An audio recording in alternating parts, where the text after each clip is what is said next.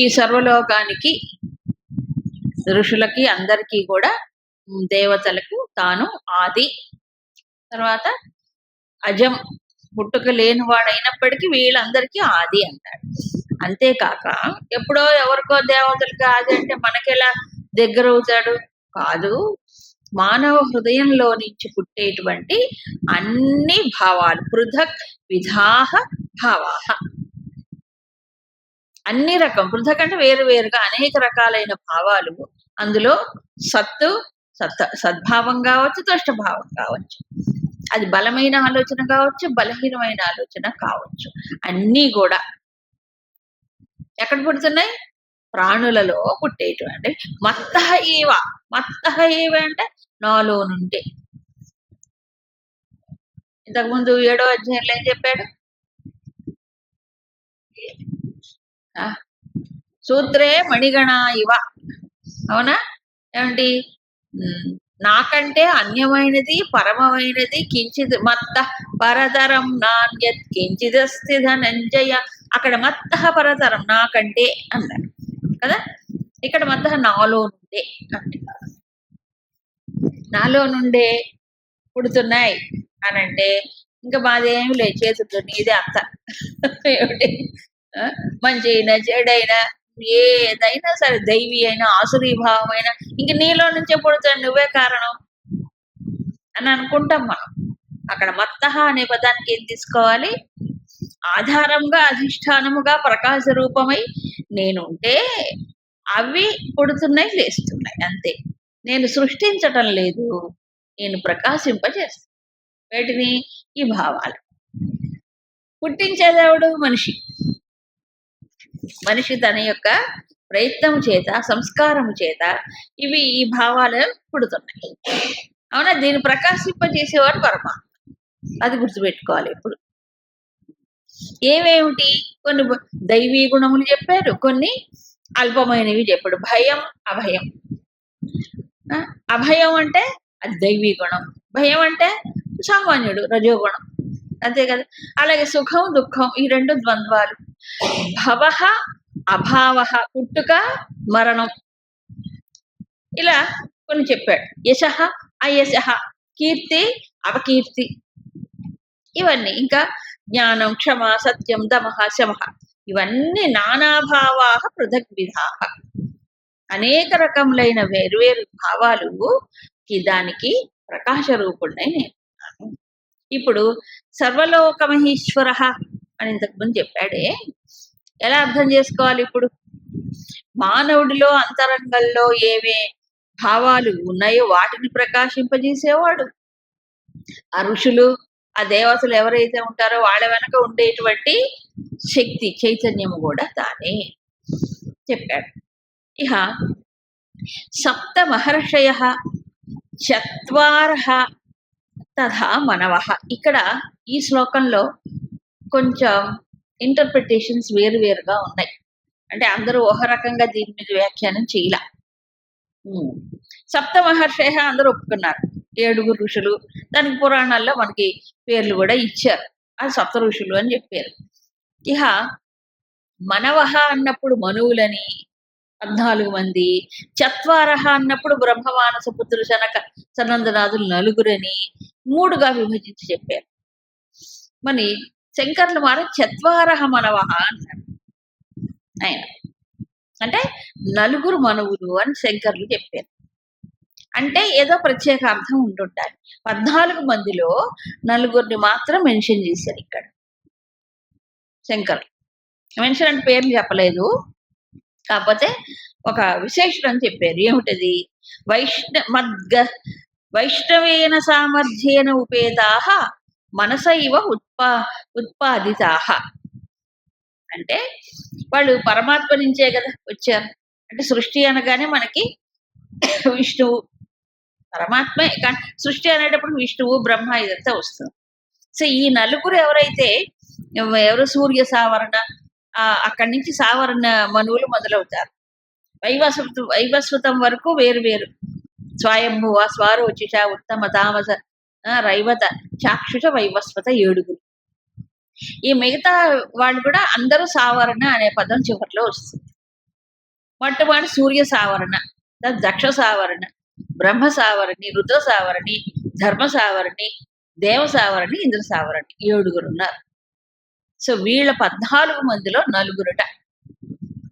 ఇది భాగవత పురాణం చూస్తే దాంట్లో తెలుస్తుంది, అర్థమవుతుంది. దాంట్లో ఈ చాలా వివరంగా మన్వంతర కథనం అని ఒక విశేషమైన విభాగం ఉంది. మన్వంతర కథనం అంటారు, భాగవతం ఉంది. సో దాంట్లో మరి ఈ నలుగురు మనువులు ఎవరో సావరణాది మనువులు అని చెప్పారు. వైష్ణవేన సామర్థ్యాన్ని ఉపేత, అంటే ఆ విష్ణు భగవాను వాళ్ళు చక్కగా ఉపాసన చేయటం వల్ల ఆ విష్ణువులో ఉండే సామర్థ్యం వీళ్ళలోకి వచ్చిందట. విష్ణు సామర్థ్యం అంటే రక్షించే శక్తి, నిలిపే శక్తి, స్థితికారకుడు కదా, అది అలా ఉన్నటువంటి వాళ్ళు. మనసైవ ఉత్పాదిత, ఎక్కడి నుంచి వచ్చారు? ఆయన అంతఃకరణంలో నుంచి వచ్చినటువంటి వారు అని చెప్పారు. ఎవరు మనసు అక్కడ? ఈ సమిష్టి కారణంగా ఉపాధిగా తీసుకున్నటువంటి వాళ్ళు అని ఒక అర్థం. మానసా చేత.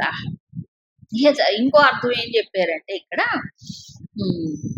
బ్రహ్మ మానస పుత్రులు చత్వారహ అన్నప్పుడు, అప్పుడు వాళ్ళెవరు? బ్రహ్మ మనసులోంచి వచ్చారుగా ఈ నలుగురు అన్నారు. ఈ నలుగురు వీళ్ళకేం సంతానం లేదు, వీళ్ళు సృష్టి చేయలా. వీళ్ళందరూ చిన్నప్పుడే ఎప్పుడూ పసిబాలుగానే ఉంటారు వాళ్ళు. ఎవరు? ఈ నలుగురు కూడా. వాళ్ళేం సృష్టిని విస్తరింపజేయలే, మనువులు విస్తరింపజేశారు, వీళ్ళేం చేయలే. మరి వీళ్ళేం చేశారు? ఈ మానవ లోకానికి వాళ్ళు నిరంతరము జ్ఞానబోధ చేశారు. ఆఖరికి ఈయనెవరండి? ధృతరాష్ట్రుడు ద్వాపరాంతంలో ధృతరాష్ట్రుడికి సనత్సుజాతీయులు వారు వచ్చి బోధ చేస్తాడు. సనత్సుజాతీయం మహాభారతంలో ప్రత్యేకమైన టెక్స్ట్ సనత్సుజాతీయం. అలాగే నారద సనత్ కుమార సంవాదం ఉపనిషత్తులో నారదుడు అడిగినప్పుడు సనత్ కుమార్ వారు భౌమా విద్య అని బోధిస్తారు. అలా నిరంతరము కూడా బ్రహ్మ విద్యని, ఈ తాత్వికమైన జ్ఞానాన్ని లోకానికి పంచి ఇచ్చిన వారు ఈ నలుగురు కూడా. సరే, అయితే వీళ్ళు నలుగురు ఎలాగూ అంటే వాళ్ళు ఎప్పుడూ పసిపిల్లలుగానే ఉంటారు. వాళ్ళకి వార్ధక్యము గాని యవ్వనము గానే ఉండదు, బాలురుగానే ఉంటారు. అంటే ఎప్పుడూ పసిపిల్లలు అంటే అక్కడ ఏంటి భావనే అంటే అమాయకం, మాయకు లోని కాని వారు. అమాయకులు అంటే ఎవరు? ఏమి తెలియని అజ్ఞానులు గారు. ఇక్కడ మాయకు లోని కానటువంటి జ్ఞాన సంపన్నులు, వాళ్ళని కూడా అమాయకులే అంటారు. పూర్తి అజ్ఞానంలో మునిగి ఏమి తెలియని వాళ్ళు కూడా అమాయకులే, అంతేగా. సరే, ఇప్పుడు దీని గురుదేవులు విశేషమైనటువంటి ఒక అర్థాన్ని చెప్పారు. 7 ఋషులు, 4 మనువులు, ఒకే పరమాత్మ సమిష్టిగా వ్యష్టిగా ఉన్నాడు. అంటే వ్యష్టిలోను సమిష్టిలోను ఉన్నవాడు ఒకడే కదా, ఒప్పుకుంటారా లేదా? సమిష్టిగా ఆయన వ్యక్తం అయ్యేటప్పుడు సమిష్టిగా 7 ఋషులుగా ద్వారా అన్నాడు. ఏమిటా 7 అంటే పంచతన్మాత్రలు, తర్వాత అహంకారము, బుద్ధి, మహత్తు, సమిష్టి అహంకారం, సమిష్టి బుద్ధి, పంచతన్మాత్రలు, ఇవి సూక్ష్మం. వీటి ద్వారా ఈ సూక్ష్మమైన సృష్టి సమిష్టి. అలాగే వ్యక్తిలో కూడా సృజనాత్మకత ఉన్నది, అది అంతఃకరణం ద్వారానే జరుగుతోంది. మనోబుద్ధి, చిత్త, అహంకారం. ఈ నాలుగు ఏవైతే ఉన్నాయో వాటిని ఏమన్నారు? చత్వారహ మనవః. అంటే నిజమేగా, మనము ఏ విషయాన్నైనా అంతఃకరణంతోనే మననం చేస్తాం కదా. మననం చేసేవాళ్ళు, అందుకే మనం అంటారు. అలాగే వాళ్ళు ఋషులు ఏమిటి? దర్శించేవారు. అవునా? ముందు ఏం చేయాలి? సృష్టి 4 దశల్లో జరుగుతుందట. పరా, పశ్యంతి, మధ్యమ, వైఖరి. అది సమిష్టిలో కానీ వ్యష్టిలో కానీ 4 దశలు. ముందు పరా అంటే ఏమిటి? ఏమీ లేదు, నిరామయ నిరంజనం, తనకు తానుగా ఉంటాడు పరమాత్మ. అలా ఉంటే ఆయనలో ఏమైంది? కదలిక. ఎక్కడి నుంచి కదలిక? ఇంతకుముందు అవ్యక్తంలోకి వెళ్ళినటువంటి జీవుళ్ళు సంస్కారాలు ఉంటాయి కదా, ఏవైతే పక్వం అయ్యాయో అవేమవుతున్నాయి? వాటికి ఎక్స్ప్రెషన్ కావాలి, అంటే అవి వ్యక్తం అవ్వాలి. అవ్యక్తంలో ఉన్న వ్యక్తం అవ్వాలంటే కదులుతాయి కదా. ఈ కదలికని పశ్యంతి, ఏవైతే వాటిని గుర్తించిన వాడు. పశ్యంతి అంటే చూడటం, కళ్ళు ముక్కు చెవులతో చూడటం కాదు. సో ఆ పశ్యంతి స్థితిలో ఋషులు ఉంటారు. దీనిలోంచి ఉద్భవిస్తారు. దర్శనమేక చూడడమేగా, అది పశ్యంతి. మధ్యమ తర్వాత స్థితి ఏంటి? పరా పశ్యంతి మధ్యమ. మధ్యమ అంటే ఏంటి? ఏవైతే గుర్తించారో, ఏ వాసనలు అయితే అవ్యక్తంలో నుంచి వ్యక్తం అవటానికి సిద్ధంగా ఉన్న గుర్తించినప్పుడు వీటిని వ్యక్తం చేయాలిగా. వ్యక్తం చేయాలంటే ఏం చేయాలి? ప్లానింగ్, ఒక ప్రణాళిక ఉండాలి, ఆలోచన ఉండాలి, యోచన చెయ్యాలి. అప్పుడు మనవహ అని చెప్పారు. ఈ ప్రకారంగా తర్వాత వైఖరి, స్థూలమైనటువంటి సృష్టి. సో ముందు సృష్టి ఏమీ లేదు, పరమాత్మ ఒక్కడే ఉన్నాడు. తర్వాత పశ్యంతి, మధ్యమ స్థాయిలో వీళ్ళు వస్తారు. ఎవరు? మహర్షులు, మనువులు. ఆ తర్వాత స్థూల సృష్టి. అయితే ఈ మనువులు తర్వాత ఈ ఋషులు వీళ్ళు ఎక్కడున్నారు? నిజానికి ఇక్కడ ఏమన్నా నాలో నుంచే వచ్చారు. మద్భావ మానసజ అంటే బ్రహ్మదేవుల్లోంచి రాలేదని అర్థం. బ్రహ్మ సృష్టిలో భాగం కాదు వీళ్ళు. అవునా? నేను బ్రహ్మ సృష్టి ఏంటి? ఈ ప్రపంచానికి అవసరమైనటువంటి. కాబట్టి ఇక్కడ నాలో నుంచి వచ్చారన్నాడు పరమాత్మ. నా బ్రహ్మ మానస పుత్రులైన పేరు అయినప్పటికీ బ్రహ్మ ఎక్కడి నుంచి వచ్చాడేంటి? ఈయనలోంచే కదా వచ్చాడు. ఎవరిలోంచి? విష్ణువులోంచి, పరమాత్మ. కాబట్టి నాలోంచి వచ్చాడు అన్నాడు. సో ఆ ప్రకారంగా సమష్టి, వ్యష్టి జగత్తులు ఈ రెండిటిలో ఉండి ప్రకాశింపజేసేది ఒకడే, సమిష్టిలోను వ్యష్టిలోను. అందుకే దాన్ని ఏమన్నారు? అది మ్యాక్రోకాజం, ఇది మైక్రోకాజం. అది సమిష్టి, ఇది వ్యష్టి, రెండిట్లో ఒకటే. దీన్ని అర్థం చేసుకున్నవాడు, ఇది ఎందుకు చెప్పాడు భగవంతుడు ఈ రకంగా అంటే దానికి ఒక కారణం ఉంది. ఇది అర్థం చేసుకున్నప్పుడు మనిషికి ఒక స్థిరత్వం వస్తుంది అంటారు. చూడండి 7వ శ్లోకం. ఏతాం విభూతిం యోగం చ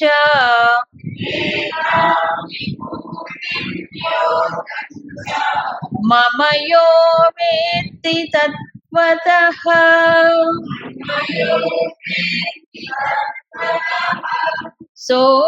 సోవికంపేన యోగేన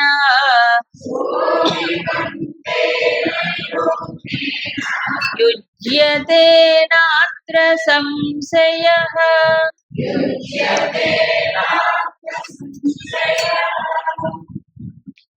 ఏతాం మమ విభూతిం చ యోగం తత్వతః యః వేత్తి. ఎవరైతే నా యొక్క విభూతిని, యోగాన్ని తత్వతః అంటే యథార్థంగా వేత్తి తెలుసుకుంటాడో ఏమిటి ప్రయోజనం? సహా అలాంటి వ్యక్తి అవికంపేన యోగేన యుజ్యతే. ఇది కొత్త యోగం చెప్పాడు. అవికంపేన యోగేన యుజ్యతే. అవికంపన యోగముతో కూడి ఉన్నవాడు దాంట్లో స్థిరంగా ఉంటాడు. అత్ర న సంశయ, ఇందులో సందేహమే లేదు. ఈ ఈ యోగం ఎప్పుడు వినలే మనం. భగవద్గీతలో అదే. ఒక్కొక్క దశలో సాధకుడు ఒక్కొక్క దశ నుంచి ఇంకో దశకి వెళ్తూ ఉన్నప్పుడు ఆ యోగ స్థితి మారుతుంది, ఇంప్రూవ్మెంట్. అన్ని కామన్ మీనింగ్ ఒకటే యోగం అంటే. అంటే భగవంతుడితో అనుసంధానం, కలయిక అని అర్థం. ఫైనల్ గా కలయిక, ఏకమవడం. కానీ దీనికి ముందు అనుసంధానం జరుగుతుంది. సో ఈ అనుసంధానం ఒక్కొక్క దశలో చేస్తూ ఉన్నప్పుడు ఒక్కొక్క రకంగా వాళ్ళలో మార్పు వస్తుంది. ఇప్పుడు జస్ట్ అప్పుడే ప్రారంభించిన వాడు కర్మయోగం ప్రారంభించాడు, కర్మక్షేత్రంలో ఉన్నాడు. వాళ్ళకి ఏం చెప్పారు? సిద్ధ సిద్ధో సమోభూత్వ సమత్వం యోగం వచ్చారు. వాళ్ళకి జపలే. సో కర్మక్షేత్రంలో కర్మఫల సమర్పణ ఏదైతే చేస్తాడో అప్పుడు సిద్ధి గాని అసిద్ధి గాని, అంటే అది జరగటం జరగకపోవటం, సఫలం విఫలం, ఈ రెండిటిని ఏం చేస్తాడు? సమంగా స్వీకరించగలడు. సమత్వ బుద్ధితో ఇది యోగం అంటాడు. చెప్పలే ఇప్పుడు కర్మక్షేత్రంలో ఇది యోగం. ఈ సమత్వ బుద్ధి వచ్చిన వాడికి ఏమవుతుంది? ఆటోమేటిక్ గా కుశలం కౌశలం వస్తుంది. అందుకని ఏమన్నారు? యోగ కర్మసు కౌశలం. అది అక్కడ ఇలా మారుతూ ఉంది. 6వ అధ్యాయం ధ్యాన యోగం దగ్గరకు వచ్చిన ఏమన్నాడు? దుఃఖ సంయోగ వియోగం యోగ సంగీతం అక్కడ చెప్పాడు. అంటే దుఃఖ సంయోగముల నుంచి వేరవ్వటమే యోగం. మనం చేసేటువంటి అందరూ ఏం యోగం చేస్తారు? దుఃఖాలతో సంయోగం చేస్తున్నారు. కాబట్టి ఒక సూచన, మీరు దుఃఖ సంయోగాలు చేస్తున్నారు ప్రపంచ విషయాలతో ముడిపెట్టుకొని, దాని నుంచి వేరవ్వటమే యోగం. ఇది కష్టమైన పని కాదు. నిజమైన సుఖం ఇక్కడే వస్తుంది. దుఃఖ సంయోగం నుంచి వేరవితే చాలు, భయం అక్కర్లే. యోగం అంటే ఏంటేంటో అనుకుంటారు. కాబట్టి యోగం అనే పదానికి భగవద్గీతలో భగవంతుడు ఏం చేశాడంటే భయాన్ని పోగొట్టాడు. యోగం అంటే చాలా అదేంటో అనుకుంటాడు. దుఃఖాల నుంచి విడిపడటమే యోగం. మనం చేసే దుఃఖ సంయోగం, దాని నుంచి వేరవ్వండి. సుఖం అక్కడే ఉంది. సుఖం కోసం నువ్వేమి ప్రయత్నం చేయక్కర్లే. ఇప్పుడు సుఖం కోసం బయటకు వెళ్తూ ప్రయత్నం చేసి దుఃఖమే పొందుతున్నాడు. దాన్ని వదిలేయమంటాడు. పరమాత్మతో అనుసంధానం, అదే సుఖం అంటాడు. సరే, ఇప్పుడు అవికంపేన యోగేన యుజ్యతే. అవికంపన యోగం దీని పేరు. కంపనం తెలుసు, చలనం, వైబ్రేషన్, కంపనం. తర్వాత వికంపనం, విశేషమైన కంపనం, బాగా కదలటం. అవికంపనం, కదలికే లేకపోవడం. అసమ్మూఢ అనే పదం అలాగే అవికంపనం, కదలిక లేకపోవడం. అంటే ఏంటి? స్థిరత్వం. దేనివల్ల స్థిరత్వం? ఇక్కడ శంకరులు సమ్యక్ దర్శన స్థైర్య లక్షణేన, సమ్యక్ దర్శనము ద్వారా స్థిరత్వం వస్తుంది. అది ఇక్కడ చెప్పారు. సమ్యక్ దర్శనం అంటే ఏంటి? ఉన్నది ఉన్నట్టుగా చూడటం. ఉన్నది ఉన్నట్టుగా చూడటం అంటే ఇదే విభూతి యోగం. రెండింటినీ అర్థం చేసుకోండి. విభూతిని యోగాన్ని రెండింటినీ అర్థం చేసుకున్నటువంటి వాడు కలుస్తుంది. విభూతి అంటే విశేషమైనటువంటి ఉనికి, విస్తారమైనటువంటి. యోగం అంటే ఏంటి? లోపల అంతర్యామిగా ఉంటూ ప్రతి జీవుళ్ళల్లే నిలిపేటువంటి ఇది యోగం. లోపల విభూతి అంటే అంత విస్తరించి విశేషమైనటువంటి అంశాలుగా ఉండేది. మరి రెండు తానే కదా, రెండు తానేనా కాదా? సో అక్కడ బ్రహ్మాండంలో సమస్తాన్ని నిలబెడుతున్నారు, ఇక్కడ ప్రతి జీవుల్లోనూ అంతర్యామిగా ఉంటూ ఆత్మగా ఉంటూ లోపల నిలబెడుతున్నాడు. సో ఇదా బయట చూస్తే విభూతి, లోపల చూస్తే యోగం. ఇప్పుడు లోపల బయట ఉన్నది ఎవరు? ఒకటే. లోపల ఉన్నది ఆయనే, బయట ఉన్నది ఈశావాస్యం ఇదం సర్వం. అదే ఈశ ఆవాస్యం, ఈశావాస్యం. ఈశుడే పరమాత్మ ఇదంతా కప్పి ఉన్నాడు మొత్తాన్ని. విశేషమైన అంశములు కూడా ఉన్నాయి, కప్పివేస్తుంది. ఇదంతా ఆయన కప్పివేస్తుంది. తర్వాత లోపల అంతర్యామిగా నివసించేవాడు కూడా ఆయనే, వసించేవాడు. వాసుదేవుడు అంటే ఇదే. వాసుదేవ అంటే సర్వజీవుల హృదయములో వసించేవాడు వాసుదేవుడు. తర్వాత సర్వత్రా వ్యాపించిన వాడు వాసుదేవుడు. రెండు అర్థాలు. ఇది ఈ రెండింటిని బాగా సుబోధపడిచినప్పుడు బుద్ధికి ఏమవుతుంది? కదలరు. ఎందుకు? ఇదంతా వాసుదేవుడే, ఇది లోపల వాసుదేవుడే, బయట. ఇంక లోపల బయట ఒకటే ఉన్నప్పుడు ఇంక బుద్ధి ఎక్కడ పోతుంది? అవునా కాదా? ఒకటే ఉంది లోపల బయట. ఇప్పుడు ఏమిటి? బయట వేరు లోపల వేరు, మరి బయట అనేకం చూసినప్పుడు బుద్ధి ఏమవుతుంది? చలిస్తుంది దృష్టి. అని చెప్పాడు. అవికంపన యోగం కొత్త పదం చెప్పాడు. చాలా చాలా నిజానికి ఇవి ఎక్కడ మనకి ఉపనిషత్తులు ఇవి కనిపించవు. అది భగవద్గీత ప్రత్యేకం ఇది. అందుకే ఉపనిషత్తుల సారం వెండిచ్చాడు. ఇది ఒక్కటి పట్టుకుంటే చాలు, ఇంకేం అక్కర్లే. నిజానికి సాధనకి ఇది ఒకటి చాలు. ఎందుకంటే అవన్నీ అర్థం చేసుకొని వాట పట్టించుకొని చేసే శ్రమ లేకుండా సాధకుడు ఎదగటానికి కావలసినటువంటి విషయాలని భగవద్గీతలో అందించాడు. ఒక రకంగా చెప్పాలంటే గురుదేవులు చెప్తారు, ఈ భగవద్గీతలో భగవంతుడు ఉపయోగించినటువంటి యోగము గాని, మరొకటి సన్యాసము గాని, ఈ త్యాగము గాని, వీటికి కొత్త కొత్త యజ్ఞము గాని, వీటికి వివరణలన్నీ కొత్తగా ఉంటాయి. చాలా అంతకుముందు కర్మకాండ పరంగా కానీ అప్పుడు ఉన్నటువంటివి కాకుండా గురుదేవులు అదే చెప్తారు. హిందూ రినైసెన్స్ కృష్ణుడు చేసింది ఏమిటంటే, అది అంటే హిందువుల యొక్క సాంస్కృతిక జీవన విధానం, తాత్వికమైనటువంటి జీవన విధానానికి సరిపోయేటట్లుగా ఉపనిషత్తుల్లో పూర్వం ఉన్నటువంటి గ్రంథాల్లో ఉన్నటువంటి వాటిని వెలికి తీసి ప్రత్యేకంగా ఒక చోట కూర్చిన హారమే భగవద్గీత. అది నూతన దృక్కోణములో నుంచి వాటికి అర్థాలు చెప్తాడు ఆయన, ఇంకెక్కడ దొరకదు. అందుకు భగవద్గీత అంత ప్రసిద్ధమైనది. అందుకు అదేంటి బైబిల్ ఆఫ్ హిందూయిజం అంటారు. ఊరికే పోల్చి చెప్తుంటారు. అవునా? అది సరే. ఇప్పుడు అందుకని ఇప్పుడు ఇదేంటంటే అవికంపన యోగం. సాధారణంగా మనిషి యొక్క దృష్టి ఏమవుతుందంటే, లోపల చూసుకున్నప్పుడు మారిపోతాయి. ఏం మారిపోతాయి? ఆలోచనలు మారిపోతాయి, భావాలు మారిపోతాయి. అవునా? ఉద్రేకాలు అన్ని రకరకాలు వస్తాయి, ఎప్పుడు మారిపోతాయి. బయటకు చూస్తే అనేకమే, రకరకాల జీవులు, రకరకాల పరిస్థితులు, రకరకాల కాంటాక్ట్స్, ఇక్కడ మారిపోయి ఇక్కడ మారిపోయి. ఇంకెప్పుడండి స్థిరత్వం మనిషికి? లేదు. మరి ఎప్పుడు స్థిరత్వం?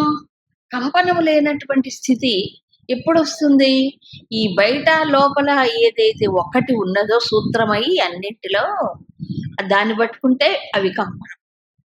ఆ సూత్రాన్ని మర్చిపోతే వికంపనం, విశేషమైన కంపనం. ఏమిటి ఆ సూత్రం? సూత్రే మణిగణ ఇవో చెప్పాడు కదా, నాకంటే అన్యమైనది పరమైనది లేదు. ఏది? నువ్వు బయటకు చూడు, లోపలికి చూడు, ఒకటే కదా.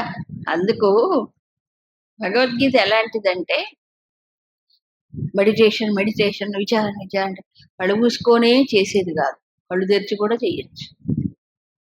కళ్ళు తెరిచి గుర్తిస్తే విభూతి, కళ్ళు మూసుకొని చూస్తే యోగం. అదే స్వామి ఓంకార స్వాములు వారు భలే ఒక చక్కని విషయం చెప్తారు. ఒకతను కళ్ళు తెరిచి చూస్తున్నట్ట. ఏమిటి కళ్ళు తెరిచి ఎప్పుడు చూస్తా బయటికి మూసుకో. ఒక ఆయన కళ్ళు మూసుకునే ఉన్నట్టు, ఎప్పుడు కళ్ళు మూసుకుని ఉంటే ఏమిటి? ఇదంతా దేవుడేగా.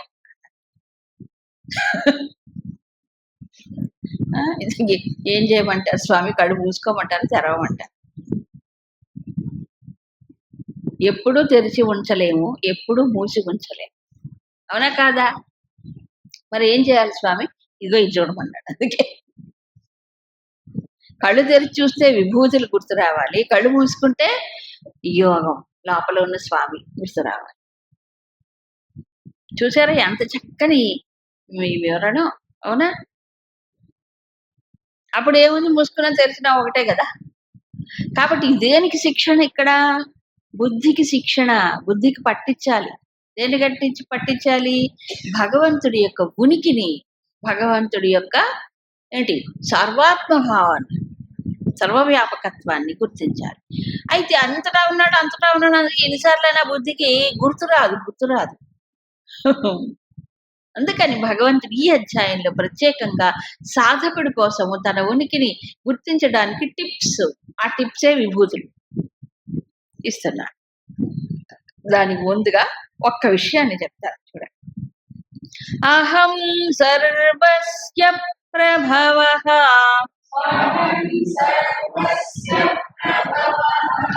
మత్తః సర్వం ప్రవర్తతే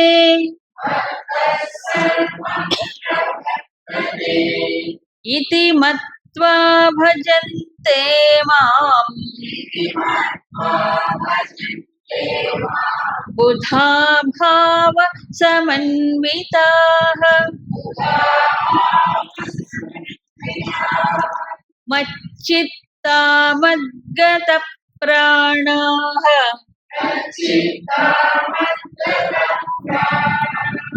బోధయంత పరస్పరం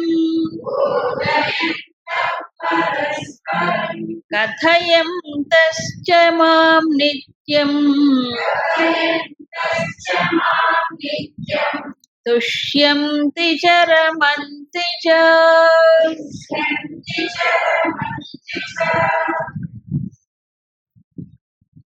అహం సర్వస్య ప్రభవః, నేను అన్నింటికీ కూడా ప్రభవః అంటే మూల కారణం. అన్నింటికి ప్రభవః అంటే ఏవేవైతే పుడుతున్నాయో వాటన్నిటికీ మూలం. ఇంతకుముందు చెప్పాడు ప్రభవ ప్రళయ స్థానం నిధానం బీజం అవ్యయం, అలాగే ప్రభవ. తర్వాత సో అన్ని నీలోంచే వస్తున్నాయి, పుట్టుక నీలో నుంచి జరుగుతుంది. తర్వాత మత్తః సర్వం ప్రవర్తదే, మరి ఇవన్నీ కూడా నాలోనే ఏమవుతున్నాయి, నిలుస్తున్నాయి. ఇది మత్వా, ఈ ప్రకారంగా తెలుసుకున్నటువంటి వారు బుధాహ అంటే బాగా విశేషమైనటువంటి బుద్ధి కలిగినటువంటి వారు భావ సమన్వితాహ మాం భజంతే.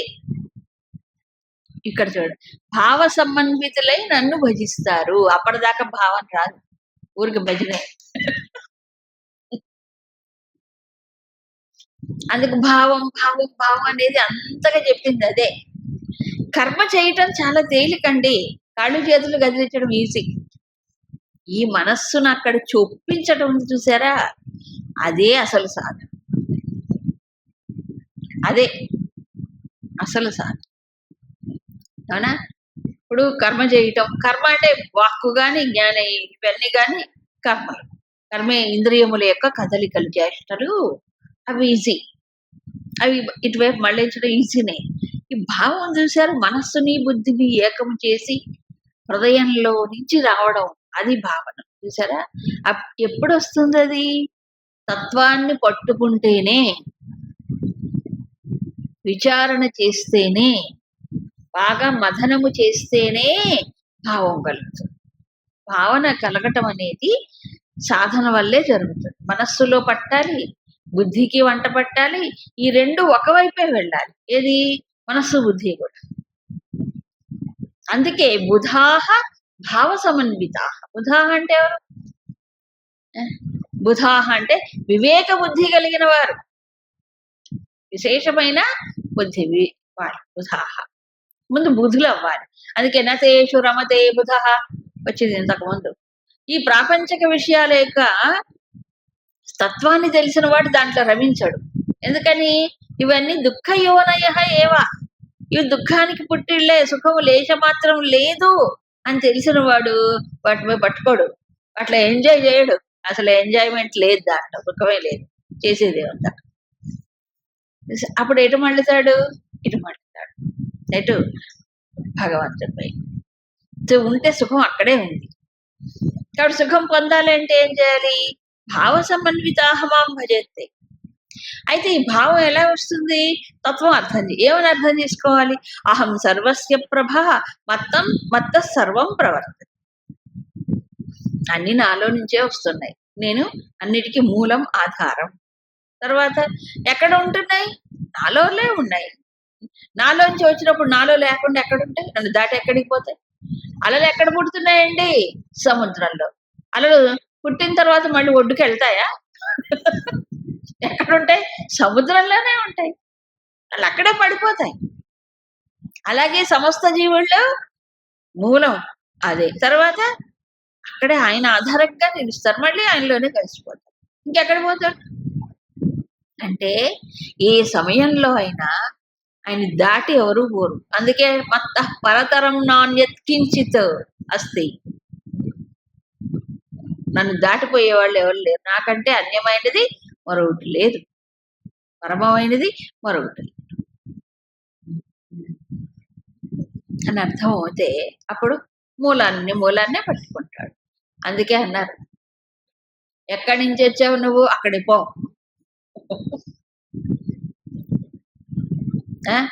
ఎక్కడి నుంచి వచ్చావు, అటు వెళ్ళిపో, ఇటు తిరక్కు, మార్చి పాస్. మామూలు జీవుడు ఏం చేస్తున్నప్పుడు left right left right left right ప్రపంచం వైపు వెళ్ళిపోతుంది, మార్చ్ ఫాస్ట్, వెళ్ళిపోవట్లే. ఇప్పుడు ఏం చెప్తున్నాడు, నువ్వు ఎక్కడి నుంచి వచ్చావు, అక్కడి నుంచి వచ్చావు కాబట్టి రైట్ అబౌట్ అనేటు పరమాత్మ, అక్కడి నుంచి వచ్చాం కదా, అటే తిరగాలి, ముందుకెళ్ళదు, వెనక్కి తిరుగు. ఎక్కడి నుంచి వచ్చామండి, ఓం ద స్వీట్ హోమ్, పరమాత్మలోంచి వచ్చాను. దానికంటే మించినటువంటి స్థానము, శాంతో రక్షణో ఆనందమో సుఖమో మీరు ఏ పేరైనా పెట్టుకోండి, గమ్యమో ధామమో స్థానమో పరమాత్మ. కాబట్టి ఏమవ్వాలి, మళ్ళీ అక్కడే.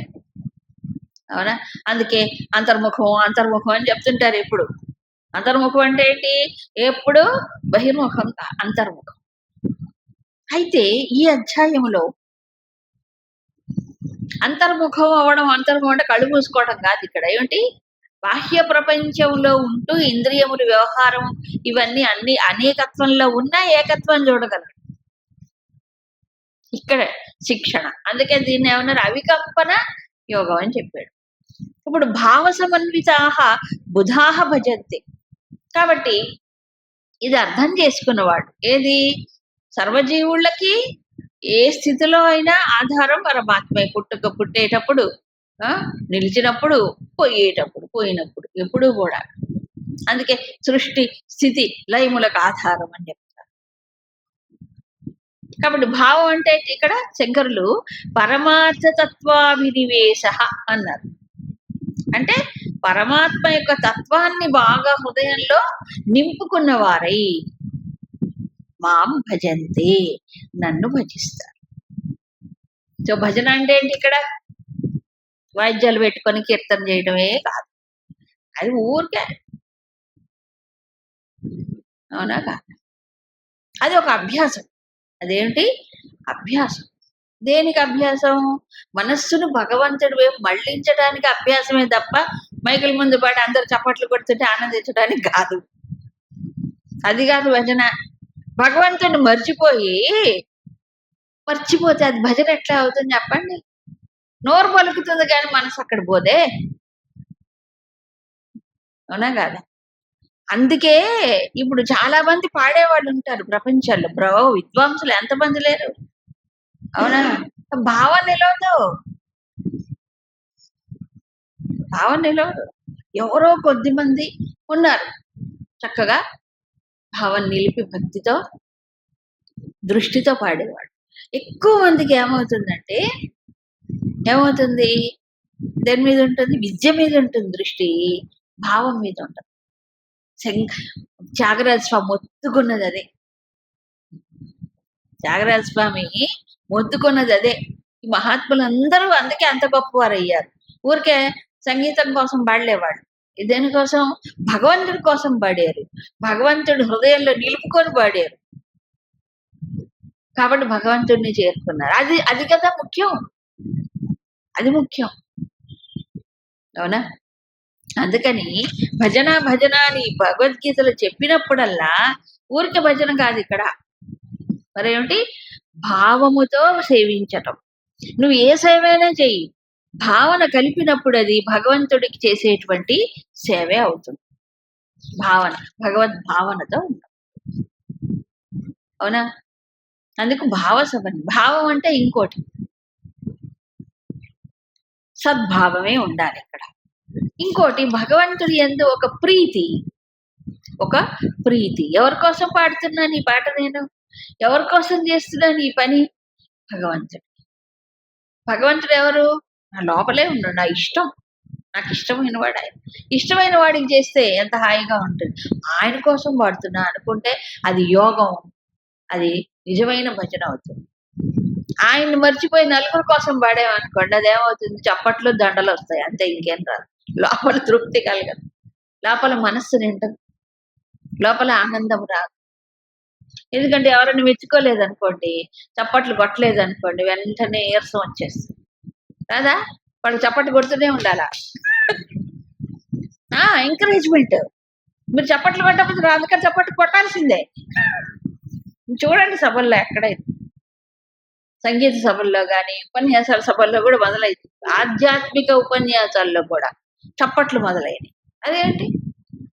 ఎలక్షన్లే మన ఎలక్షన్ పొలిటీషియన్స్ అయితే చప్పట్లు కొట్టుకుంటారు, వాళ్ళకి బృందం ఉంటది కొట్టడానికి. అవును, వాళ్ళు కొంతమంది బృందాలను పెట్టుకుంటారు చప్పట్లు కొట్టడానికి. ఇప్పుడు ఇది దీంట్లో కూడా మొదలైంది. గ్రూప్ ఉంటుంది, వీళ్ళ వాళ్ళే అక్కడ కూర్చొని చప్పట్లు కొడుతుంటారు, వీళ్ళు కొట్టేటప్పుడు నలుగురు కొడుతుంటారు. ఏమీ లేదు ఇందులో, ఒట్టి డొల్లే, భావం ఏముండదు ఎక్కడ. కాబట్టి భగవంతుడిని కోసం, భగవంతుడు నిలుపుకొని ప్రేమగా ఆయనకి సమర్పించేదే భజన. ఏదైనా ఏదైనా కాబట్టి వాళ్ళు పాడింది ఇప్పటిదాకా మనం పాడుకుంటున్నాం. అవునా? వాళ్ళు ఆ దృష్టితో చేశారు. లేకపోతే మధ్యలో ఎంతమంది పుట్టలేదు, ఎంతమంది పోలేదు, ఎవరిని తలుచుకుంటున్నాం? ఇన్ని వందల సంవత్సరాలని ఇంకా నిలిచాయంటే ఏంటి? ఆ లోపల నుంచి డెప్త్, హృదయంలో నుంచి. ఆ హృదయాన్ని పట్టుకోవాలి ఎవడు? ఈ చేసేవాడు, గానం చేసేవాడు. కానీ అందుకు అర్థం తెలుసుకొని భావాన్ని. అలాగే ఇక్కడ ఏం చెప్పారు అంటే భగవత్ తత్వాన్ని, పరమార్థ తత్వాన్ని హృదయంలో నింపుకొని ఏ కర్మ చేసినా, ఏది చేసినా అది భజన కింద. భజ సేవాయాం అంటారు. అంటే సేవన, అన్ని సేవలు, ఏది చేసినా సేవ అవుతుంది. ఇంతకి స్వామి ఈ భావ సమన్వితా మాం భజంతే అని చెప్పావు కదా, అది ఏమిటి? అలా అర్థం చేసుకోవాలి.